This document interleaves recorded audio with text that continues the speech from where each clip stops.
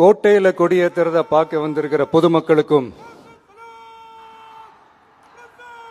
இந்த சுதந்திர தினத்தை கொண்டாடிக்கிட்டு இருக்கிற என் நெஞ்சில் குடியிருக்கும் தமிழக மக்களுக்கும் மாணவ மாணவிகளுக்கும் அனைவருக்கும் என்னுடைய சுதந்திர தின நல்வாழ்த்துக்கள், என்னுடைய வணக்கத்தையும் தெரிவிச்சுக்கிறேன். தங்களுடைய உயிரை, உடமைய, வாழ்க்கைய எல்லாம் இழந்துட்டு நமக்காக சுதந்திரம் வாங்கி கொடுத்த நம்ம சுதந்திர போராட்ட தியாகிகள்,